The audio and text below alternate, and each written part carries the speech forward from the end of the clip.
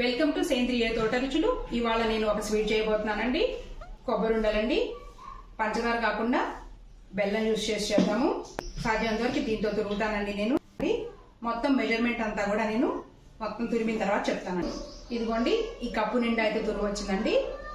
So ఈ కళాయిలో అయితే వేస్తున్నానండి. నేను ఒక కప్పుకి 3/4 కప్పు బెల్లం తీసుకున్నానండి. నేను ఎక్కువ కూడా వద్దు, లైట్ గా వాటర్, ఏం లేదు, ఈ బెల్లం కరగడానికి అంతే. ఇప్పుడు మనం దీన్ని స్టవ్ మీద పెట్టేసేద్దాము.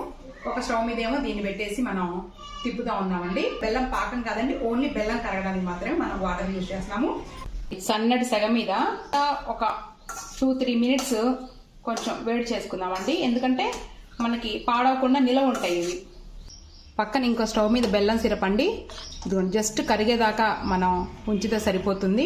ఆర్గానిక్ బెల్లం వేసానండి, అందుకని కొంచెం కలర్ ఇలా ఉంది, డార్క్ గా. ఇంతే, మనకు కొలతే కదండి మొత్తం. ఇదిగో కాసేపు మీడియం ఫ్లేమ్ లో పెట్టిన తర్వాత మనం సిమ్ లో ఉంచి దగ్గరుండి తిప్పుకుంటా ఉండాలండి. కొంచెం లేట్ ప్రాసెస్ అయ్యింది. ఈ కొబ్బరి ఉండలు ఈ బెల్లం పాకంలో రెండు కలిపి ఉడకడం అండి. మామూలుగా అయితే నార్మల్గా అయితే బెల్లం పాకం రెడీ చేసుకుని వేసేస్తూ ఉంటారండి. అలాగే పంచదార పాకం రెడీ చేసుకుని కొబ్బరిలో చేసుకుంటాం కదా. ఈ ప్రాసెస్లో ఏమవుతుందంటే ఈ బెల్లం కరిగిన వాటర్లోనే ఈ కొబ్బరి అనేది తురుము అనేది ఉడకాలండి. ఇదిగోండి, ఈ స్టేజ్కి అయితే వచ్చిందండి. నేను దగ్గరే ఉండి సిమ్ టు మీడియం ఫ్లేమ్ పెడుతూ, మరి సిమ్ అంటే చాలా టైం పట్టుద్ది కదండి, 1 అవర్ అయినా పట్టుద్ది సిమ్ అంటే. అందుకని నేను మీడియం టు సిమ్ అలా అడ్జస్ట్ చేసుకుంటూ మొత్తం మీద నాకు ఒక ½ అవర్లో అయితే రెడీ అయిపోయిందండి. మనకి తెలిసిపోద్దండి. ఇదిగోండి, కొంచెం మనకి కొంచెం కాలుతుంది లేండి చెయ్యి. ఇదిగోండి, ఇలా ఇలా చేస్తే మనకి ఉండకి,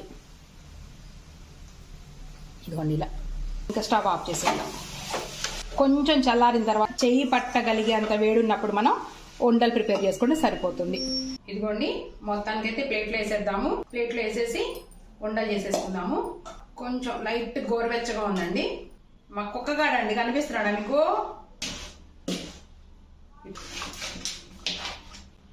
ఇదిగోండి, ఈ సైజు ఉండలు చేసుకుంటే సరిపోతుంది. కొంచెం టేస్ట్ చూద్దామండి. ఇదిగోండి,